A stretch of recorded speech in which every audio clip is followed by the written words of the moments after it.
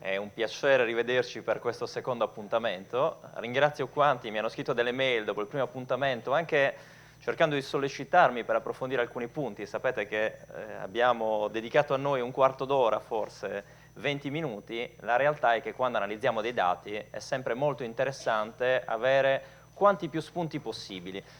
E noi partiamo da spunti che ci devono far guardare il futuro.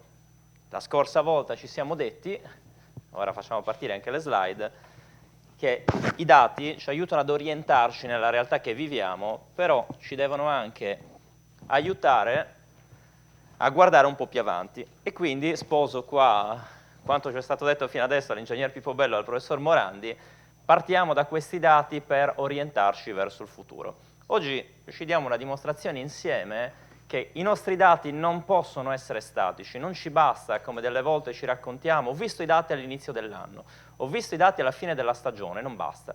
I dati vanno guardati costantemente perché cambiano, perché cambia la consistenza dei dati, i dati che abbiamo disponibili, quelli certificati, succede qualcosa che stravolge o quantomeno reindirizza lo scenario futuro. E allora già oggi noi abbiamo un primo riallineamento dei dati. Ci siamo lasciati la scorsa volta con i dati turistici della regione Sardegna riferiti al periodo 2019 aggiornato al 31 luglio. Oggi siamo alla fine di novembre e alla fine di novembre abbiamo disponibili dati al 31 di ottobre, il che non è indifferente, perché i dati del 31 di ottobre ci regalano una realtà non solo aggiornata, ma che guarda anche un pochino in una direzione diversa.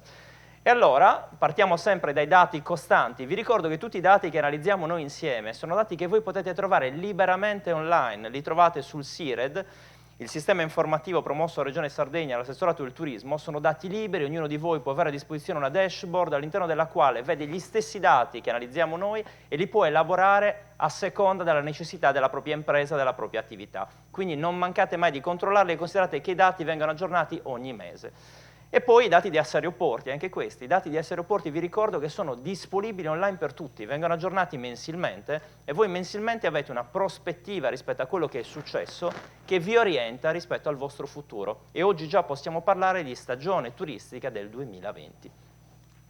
E allora guardiamo che cosa è successo nei primi 9 mesi del 2019, qua abbiamo uniformato il dato, perché se è vero che Regione Sardegna ci consente di avere una visione complessiva degli arrivi, siamo su un'isola, arriviamo solo con la nave o con l'aereo, abbiamo cercato di standardizzare il dato a settembre, perché a settembre abbiamo la disponibilità sia dei dati degli aeroporti, sia dei dati dei porti. I dati dei porti sono aggiornati al 30 settembre, fonte l'autorità portuale, la Port Authority della Sardegna, mentre invece i dati degli aeroporti li abbiamo fino al 31 di ottobre. Standardizziamo tutto, ci fermiamo al 30 di settembre. Guardate, abbiamo fatto un'analisi degli ultimi 10 anni, abbiamo cercato di capire dal 2009, che è un po' lo spartiacque con un anno importante, crisi, trasporto marittimo in crisi, molte difficoltà, e ci siamo dati una prospettiva per vedere negli ultimi 10 anni cosa è successo. Beh, vediamo un dato che è confortante. Noi abbiamo nel 2019 un arrivo in termine complessivo di passeggeri pari a 11,7 milioni, dato interessante. Poi vedremo in comparazione con una realtà turistica internazionale che questo dato è interessante, ma è un punto di partenza. È un punto di partenza perché abbiamo una capacità per arrivare ai numeri che oggi presentano altre destinazioni internazionali. Però abbiamo collezionato una crescita dal 2009 al 2019 pari al 9,7% di arrivi in più. Vuol dire che il nostro sistema gode di salute, il segno più generalmente ci indica una buona salute del sistema, però sicuramente possiamo avere numeri molto più alti. E allora entriamo poi nello specifico. Cosa succede rispetto a questi numeri sul versante aeroporti? Gli aeroporti contribuiscono rispetto a questi 11 e oltre milioni di arrivi, 11,7 milioni, con, guardate, 8,2 milioni di passeggeri. Quindi è evidente che gran parte dei passeggeri, gran parte degli arrivi in Sardegna sono inseriti nel sistema del trasporto aereo. Dato forse scontato per molti di noi, però sapere quanti sono in percentuale rispetto alla massa degli arrivi è un dato importante perché ci aiuta anche a capire quello che dicevamo prima, la mole degli investimenti, come questi investimenti nel tempo ci potranno aiutare a sostenere gli arrivi. E allora guardate, a livello generale il trasporto aereo in Sardegna fa segnare nel 2019 un più 4,1%. Se però ricordate i dati, per chi di voi era presente, che abbiamo proiettato la scorsa volta, a luglio facevamo segnare, quindi con i dati aggiornati al 31 luglio, un più 4,7.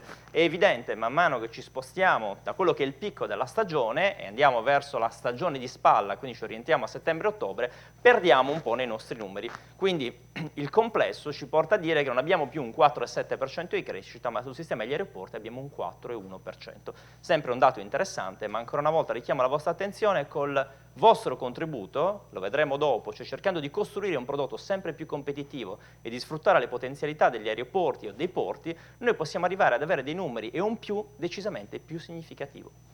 E ancora vediamo che la componente internazionale cresce molto più rispetto alla componente nazionale. Questo dato ci ha accompagnato nelle analisi di luglio, ci accompagna anche in quelle della fine di ottobre per il sistema aeroportuale e guardate anche qua, i voli internazionali crescono in questi 10 mesi, 31 ottobre, del 10,8%, crescevamo a luglio del 12,4%, i voli nazionali continuano ad essere decisamente meno performanti. Avevamo una crescita del più 0,7 registrata a luglio, ci assestiamo sulla crescita registrata ad ottobre ad un più 0,5%. Questo dato ci deve far riflettere. La scorsa volta abbiamo fatto un focus sul perché questo dato ci presentava una crescita non importante, ci siamo dati un po' di spiegazioni, oggi non le ripetiamo, però vi ricordo che tutto ciò che voi leggete sui giornali è interessante, ma riservatevi il diritto di approfondirlo e di trasformarlo per voi in dati economici utili per le vostre strategie di crescita.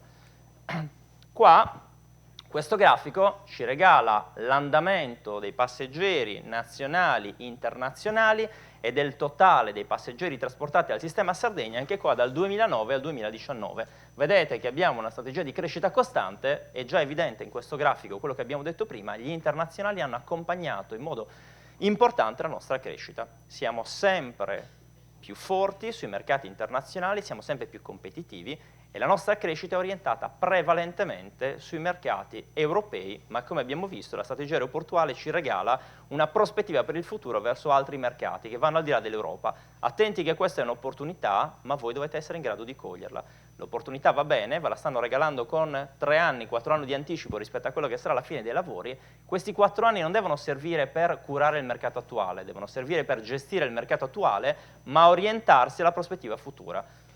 Vedrete poi in un evento che l'ingegner Pippo Bello organizzerà a beneficio degli operatori turistici quali saranno i mercati interessati da questa nuova fase di sviluppo. A voi poi trasformare questa informazione in prodotti competitivi per quei mercati. Quindi a voi la capacità di generare un'offerta che sia attraente e attrattiva per i nuovi mercati in modo da contribuire a sollevare questi più 4%, più 12% e poi anche lavorando sul mercato italiano, a contrastare un fenomeno che ha interessato l'aeroporto di Olbia prevalentemente. L'aeroporto di Olbia quest'anno è stato interessato da un calo importante, perché parliamo di un 4,4% di passeggeri nazionali. Ci siamo dati una spiegazione la scorsa volta, abbiamo visto che la querela all'Italia Air Italy ha influito il regime di continuità territoriale non applicato sull'aeroporto di Olbia, però questo poteva essere anche un'ulteriore opportunità da gestire. Ce lo siamo detti la scorsa volta, non tutti gli operatori l'hanno gestita prontamente.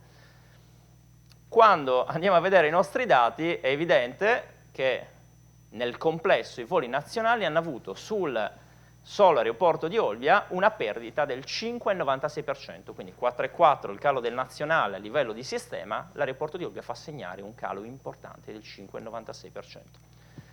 Tutto questo ci porta ad avere una fotografia sull'aeroporto di Olbia. Citiamo l'aeroporto di Olbia non per tralasciare gli altri aeroporti della Sardegna, ma perché abbiamo preso il primo per incremento di flussi e come dicevamo prima è significativo anche perché su quest'area si concentrano buona parte dei flussi turistici del sistema Sardegna. Guardate che cosa è successo con queste evoluzioni. Con queste evoluzioni abbiamo visto che rispetto al 2018, il 2019 ha acuito la fase di picco, cioè la stagionalità. Quest'anno abbiamo avuto una serie di arrivi, di concentrazioni che ci portano a dire che la stagionalità è cresciuta, cioè è cresciuta l'incidenza delle presenze e degli arrivi in questo caso in un periodo limitato dell'anno. Cioè abbiamo lavorato, vedete, quell'area rossa segnata dalla freccia? Vuol dire che giugno, poco, molto luglio, agosto, in particolare agosto, si sono concentrati i nostri flussi. Questo anche dal punto di vista della capacità che all'aeroporto di accogliere gli aeromobili è un grosso problema, perché rischiamo, e lo siamo già, di andare incontro ad una fase in cui non possiamo accogliere tutta la domanda. E allora, ancora una volta, questo è uno stimolo, non è una criticità, è uno stimolo per tutti noi di investire molto nell'allungamento della stagione, perché basterebbe ampliare molto su settembre e su ottobre per ridurre quel picco e rendere il sistema molto più performante. Però vedete, già questa immagine, poi la troverete online, ci regala una fotografia importantissima. Non l'avevamo lo scorso anno. Lo scorso anno avevamo un andamento che sembrava allargarsi rispetto ai mesi di spalla, l'inizio della spalla, quindi giugno e settembre. Quest'anno invece ci siamo di nuovo concentrati sul picco di stagione. Se io dovessi chiedere agli operatori, cosa che ho fatto in alcuni altri incontri molto più ristretti, ho chiesto a tutti cosa avete fatto voi per incidere sulla destagionalizzazione, quali sono le azioni concrete, dal pacchetto fino ad un'offerta speciale, ad un'offerta concentrata e contestualizzata rispetto ai mesi di maggio, giugno, settembre, ottobre. Quello che mi è stato risposto, magari non riguarda la gran parte dei presenti, è stato: io mi sono concentrato prevalentemente su luglio e agosto. Sugli altri mesi ho lavorato per domanda residuale, cioè vuol dire ho lavorato per portare a casa le richieste che avevo. Ma le attività di promozione, di posizionamento, di incentivazione al viaggio, all'incoming, quindi andando anche incontro a quello che è stato detto prima, sono state molto limitate. Mi auguro però anche in questo caso di ricevere mail in cui qualcuno, salvo gli interventi che ci vorranno essere dopo, mi dirà: io ho investito tanto e infatti il risultato è arrivato perché nella spalla ho avuto un incremento delle presenze. Però a voi restituirmi questa informazione. Ad oggi l'informazione che abbiamo è differente. Ancora un approfondimento. Guardate qua, i passeggeri trasportati, in generale siamo sempre in crescita. Olbia, l'abbiamo visto per i noti motivi, ha questa flessione importante nel mese di maggio. In generale Cagliari cresce sul nazionale e sull'internazionale, cresce anche Alghero, salvo poi, come Olbia, il mese di maggio con alcune contrazioni e anche sul mese di ottobre. Abbiamo cercato di fare un ulteriore studio, proprio per darvi degli strumenti in più, per incuriosirvi, per portarvi ad avere un'analisi sempre più approfondita sul mercato. Tante volte noi ci concentriamo, giustamente, sugli arrivi, gli aeroporti e i porti, le presenze, il sistema della ricettività monitorato tramite il SIRED, poi ogni tanto c'è qualche curiosità. Distrattamente leggiamo alcune informazioni di stampa che ci dicono la capienza media degli aeromobili che arrivano in Sardegna, in particolare ad Olbia, è cresciuta negli ultimi tempi. Anche qui, dialogando con gli operatori, questa informazione molte volte viene vista in modo distratto e quasi lontana dalla propria realtà. Questo invece non è vero. Tanto questi dati ci regalano un andamento. Guardate, Olbia ci fa vedere che c'è una crescita costante della capienza media degli aeromobili. In particolare si passa mediamente da una capienza media di 100 per arrivare a 130. Nella prossima slide vedremo che Olbia ci ha regalato una movimentazione di aeromobili che sono arrivati ad avere una capienza media di 145 passeggeri. Il che vuol dire che queste macchine diventano sempre più grandi. C'è un altro studio che però presenteremo la prossima volta con l'ingegnere Pippo Bello che riguarda la concentrazione in alcune fasce orarie. Tutti questi dati ci devono aiutare ad analizzare quella che è la nostra strategia. Uno, per arrivare rispetto a alcuni mercati che presentano dei collegamenti con aeromobili più grandi, a pensare se possiamo offrire dei prodotti che possono essere più performanti per andare incontro ad una domanda che cresce su alcuni mercati ma non su altri. Ma ancora, il fatto che cresca questa capienza significa anche che le compagnie aeree si stanno muovendo in modo un po' diverso, cioè vuol dire che cercano di concentrare, da un lato lasciando un po' di spazio ad altri movimenti, dall'altro prendendo anche atto di alcuni limiti strutturali. Vogliono atterrare ad Olbia, sanno che non ci sono tutti gli slot, aumentano la capienza degli aeromobili, ma lo fanno perché c'è molta domanda. Quindi iniziamo a interrogarci, questa domanda c'è, lavoriamo sulla destagionalizzazione ma anche su come attrarla per crescere. Le compagnie aeree non si sottraggono a questa crescita. Questo ci fa vedere come sono andati i trasporti nazionali e internazionali, la media generale rispetto a questa capienza. Tutto fatto sull'aeroporto di Olbia. Guardate chi è cresciuto in termini di capienza media, sempre gli internazionali. Però non prendetela come una conseguenza logica. Diminuiscono le presenze sui nazionali, aumentano gli internazionali, va da sé che le compagnie aeree mettono macchine più grandi. Non è esattamente così. Le compagnie aeree valutano in base agli anni, considerando la PIL della destinazione, quella che può essere la prospettiva di crescita. Nella prospettiva di crescita valutano che la Sardegna abbia tutte le carte in regola per aumentare la sua attrattività e portare più turisti, rispondono mettendo macchine più grandi, cercando di essere più performanti anche dal punto di vista delle loro offerte. Macchine più grandi significa molte volte anche delle offerte decisamente più competitive rispetto al nostro turista.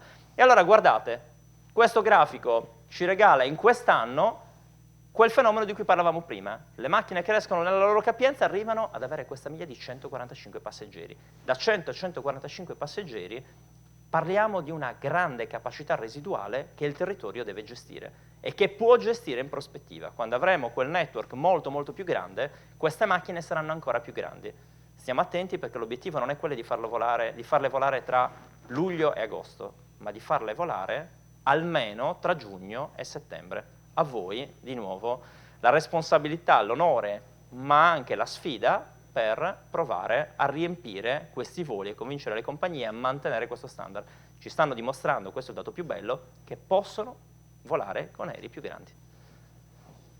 E allora continuiamo sui porti, rapidamente perché poi il tempo mi verrà sottratto alla fine, però anche sugli aeroporti abbiamo una crescita costante, riusciamo ad avere dei numeri, guardate anche qua negli ultimi 10 anni, che dopo la flessione iniziale, flessione importante del 2009, anno della crisi del trasporto marittimo, ci regalano però una performance crescente. Oggi il sistema del trasporto marittimo gode di buona salute, riesce a regalarci dei numeri, ma anche qua la capacità residuale dei mezzi di trasporto è tale per cui possiamo crescere molto molto di più. I dati delle strutture ricettive. SIRED oggi online trovate dei dati aggiornati. I dati che ci vengono restituiti sono quelli in percentuale sui mercati, non c'è un dato assoluto, mentre sugli arrivi, nel sistema dei porti e degli aeroporti, possiamo dire sono 11 milioni e 7, li abbiamo certificati, non si scappa. È difficile, se siamo in Toscana, qualcuno arriva in aereo, qualcuno arriva in nave, i pedaggi autostradali, ma non riusciamo ad avere dei numeri certi. Qua abbiamo numeri certi.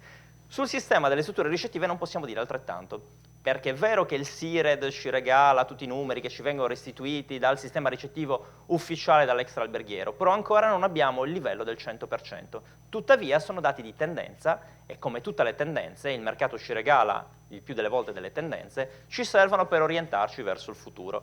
Anche qua i dati al 31 di ottobre, guardate cosa è successo a livello internazionale, siamo cresciuti del 3,89%. Quali sono i mercati che crescono? Qua abbiamo qualche sorpresa, cresce molto la Russia, Repubblica Ceca, Belgio, Francia e Germania che continuano a crescere ma non abbastanza, non come ci saremmo aspettati, però guardate là, ci sono una serie di contrazioni che riguardano il mercato dell'Austria, poi abbiamo dei mercati residuali che però dipendono molto da come si muovono alcune compagnie aeree, basta che vengano eliminati alcuni voli mirati su alcune destinazioni che c'è una contrazione molto forte. Però in generale noi riusciamo ad avere buone performance sui nostri mercati di base. Il Regno Unito perde un po', perdono i Paesi Bassi, però Spagna, Francia e Germania crescono molto e la Russia, continua a dire, è la riapertura di tutti i canali con l'Est che diventano canali di valore. Anche lì, giro di consultazione con gli operatori, chi ha lavorato con i russi ha avuto grandi soddisfazioni quest'anno.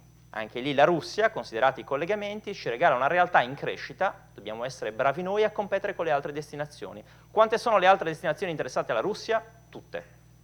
Cosa riusciamo a fare noi per portare i russi costantemente a casa e fidelizzarli? Alcuni fanno abbastanza, altri potrebbero impegnarsi ancora di più.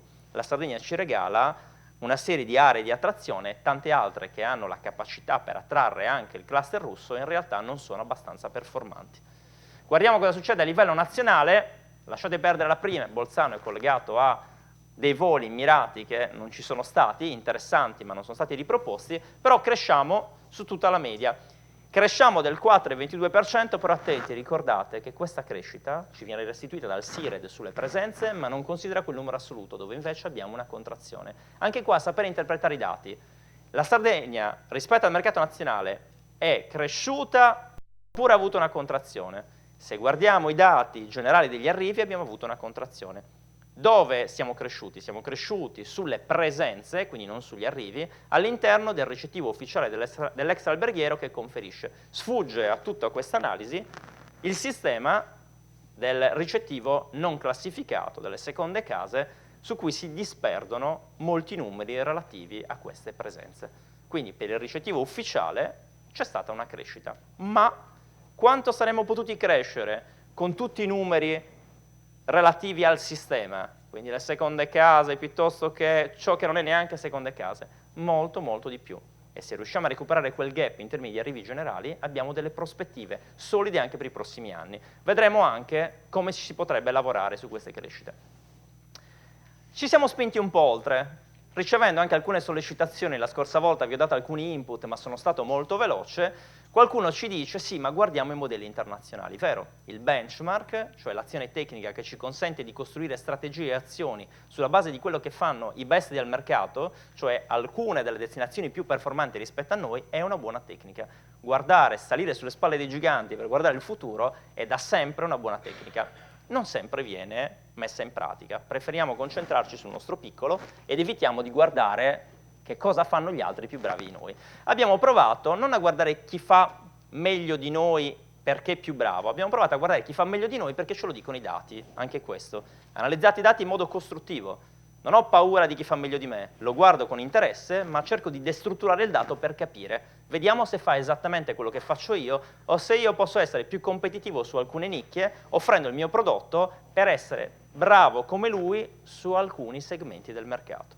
E allora vediamo cosa succede per quanto riguarda i mercati di provenienza tra Sardegna e Baleari. Perché ho preso Baleari come benchmark? Un po' perché qualcuno costantemente ci dice che le Baleari sono un buon benchmark rispetto alla Sardegna. Tutte e due siete destinazioni prevalentemente balneari, siete destinazioni che hanno alcune caratteristiche, isole tutte e due, avete un sistema di offerta molto simile. La realtà dei fatti è che il sistema di offerta baleare rispetto al sistema di offerta Sardegna è molto diverso. Tuttavia, ho sposato questa richiesta e questa tendenza, facciamo questo confronto. È vero, è un sistema interessante. Guardate però quali sono i numeri. Non prendete il numero assoluto, provate a guardare il grafico per vedere. Noi, arrivi aeroporti Sardegna, siamo i blu, le Baleari sono questo rosso-arancio che ci fa vedere, guardate sulla Germania, avete ricordato la Germania nei nostri dati? Cresciamo sulla Germania, siamo contenti. Però, se poi andiamo a guardare le Baleari, sì, cresciamo, ma non abbastanza per essere così performanti come potremmo essere. Perché i turisti sono sempre quelli. Vengono dalla Germania, poi scelgono, come fate voi quando andate in vacanza. Dove vado? Vado in Sardegna o vado alle Baleari? Perché scelgo l'una o l'altra? Poi ci sono anche dei motivi che voi non potete governare, di sistema. Lo vedremo poi con un piccolo riferimento ai costi che le compagnie aeree sopportano per atterrare nei diversi aeroporti. E vedete una cosa molto interessante sulla Spagna, fanno una politica di sistema attenta, ve ne anticipo una, per noi volare da Roma, o anzi un vettore che vola da Roma e atterra in Sardegna, paga bene o male quanto un vettore che da Berlino arriva in Sardegna, perché abbiamo un sistema omologato per destinazioni europee. La Spagna ragiona in modo completamente diverso, c'è un sistema di protezione interno per cui già volando all'interno degli aeroporti e le Baleari le tasse aeroportuali pagate dal vettore per ciascun trasportato sono quasi vicine allo zero. Per volare dalle Baleari verso la terraferma pagano poco, e quando vi dico poco vuol dire che c'è una bella differenza rispetto alla media degli aeroporti italiani, poi c'è tutta la politica tariffaria per le aree Schengen e non Schengen. Quindi già questo vuol dire che hanno una strategia molto attenta per, uno, proteggere i voli interni. A livello nazionale noi non lo facciamo, perché non c'è un obiettivo, non si dice la Sardegna è il nostro best rispetto ad una tipologia di vacanza, quindi cerchiamo di supportarla. Questo non c'è, in Spagna esiste. E i vettori di tutto questo tengono conto e anzi ci costruiscono strategie definite. Seconda cosa, anche rispetto internazionale e nazionale, Schengen e non Schengen, la strategia spagnola è molto definita. La strategia italiana deve ancora essere perfezionata per incentivare il turismo nazionale. Anche questi, vedete, sono elementi che voi non potete governare, ma come ci siamo detti la scorsa volta, tutto ciò che non potete governare non deve essere un limite, deve essere visto come un elemento esterno. Io lavoro sul mio prodotto e cerco di renderlo molto competitivo affinché la Sardegna possa essere attrattiva a prescindere dagli elementi di sistema. La battuta che abbiamo fatto l'altra volta, anche riprendendo una considerazione di Severnini, era: voi non potete sapere se il prossimo luglio o il prossimo agosto pioverà tutti i giorni. Sappiamo di no, la statistica ci dice di no, ci auguriamo che non succeda, ma se dovesse succedere che cosa fate? Chiudete le strutture? vi inventerete qualcosa per contrastare un fenomeno che voi non potete gestire. Allora impariamo a gestire queste esternalità nello stesso modo. Noi lavoriamo per rendere il prodotto molto competitivo a prescindere da ciò che non possiamo governare. E già se voi fate questo, avete fatto buona parte del lavoro che serve al sistema per essere competitivo. Quindi, vedete questa fotografia, guardate, non c'è un mercato sul quale possiamo dire c'è un'affezione da parte di questi turisti alla Sardegna. Non c'è. I numeri ci portano da un'altra parte. Evidentemente, guardate, forse... No, ma non c'è. Abbiamo provato a cercare, non c'è, non ce l'abbiamo. Lavoriamo e partiamo da questo per diventare più performanti. Non ci facciamo spaventare. Partite dal dato oggettivamente interessante. Tutti questi signori tedeschi, tutti questi signori inglesi, questi francesi, extra UE, questi signori spagnoli che quindi viaggiano all'interno, potrebbero innamorarsi della Sardegna. Perché no? Potremmo incrementare noi la quota. Lavoriamo su questo. Questo laboratorio vi deve servire anche, poi parleremo di sport, di cultura, grandi eventi. Lavoriamo per capire qual è la migliore offerta che possiamo fare sul mercato. Guardate le tasse aeroportuali, ve le ho anticipate prima, attenti, prima di guardare questo grafico vi devo dire qual è la metodologia, perché sennò giustamente non si capisce. Abbiamo fatto uno studio, ricordatevi che quando presentiamo questi dati li elaboriamo all'interno del nostro spin-off universitario che è Tunis Plus, lo facciamo con i colleghi di Cagliari che sono specializzati nel sistema dei trasporti, hanno una buona capacità di trasporto aereo, ci danno una mano i nostri colleghi qua che si occupano di sistema dei trasporti in generale, ci confrontiamo con l'aeroporto. Noi abbiamo fatto una simulazione perché poi l'analisi dei dati parte da una stima, ci dobbiamo dare una metodologia che significa una serie di regole per investigare un fenomeno e cercare di arrivare ad un elemento coerente che ci serva per orientarci sul mercato. Questa è la metodologia che noi applichiamo. E allora che cosa abbiamo fatto? Abbiamo provato a lavorare sui dati disponibili, sempre ai aeroporti. Abbiamo visto ciò che molti non guardano, quanto spendono gli aeromobili per atterrare in funzione dei passeggeri, l'abbiamo fatto simulando il costo ipotizzato per un Boeing 737-800 con a bordo 181 passeggeri in transito breve, perché come insegna l'ingegner Pippo Bello, tutti questi dati poi servono per avere differenze tariffarie. L'aereo più grande paga di più, l'aereo più piccolo paga di meno, a seconda dei passeggeri, tenendo conto dell'ingombro sul piazzale, di quanto sosta, del fatto che benefici di tutto il sistema aeroportuale oppure no, intendo scendete direttamente sul finger piuttosto che la scaletta, e una serie di altri servizi. Abbiamo provato a rendere tutto questo omogeneo per comparare i dati. Ci abbiamo provato, non è scientificamente perfetto, però vi assicuro che tendenzialmente ci sono una serie di dati interessanti. E allora tutto questo, vedete sul biglietto aereo le tasse che gravano riguardano il costo di atterraggio, il decollo, l'uso del terminal a carico del vettore e così via. Ricordate cosa ci siamo detti prima e il perché siamo arrivati anche a questa analisi? Cresce la dimensione media degli aeromobili che arrivano in Sardegna e che servono i mercati internazionali.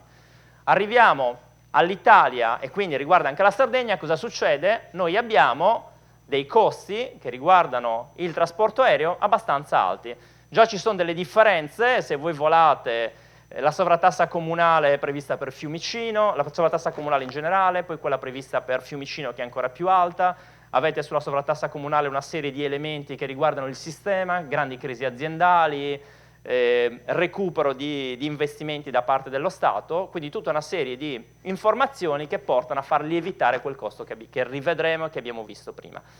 Per di più c'è quell'altro fenomeno, cioè noi consideriamo il volo che arriva da Roma piuttosto che quello che arriva dall'Unione Europea in generale alla pari.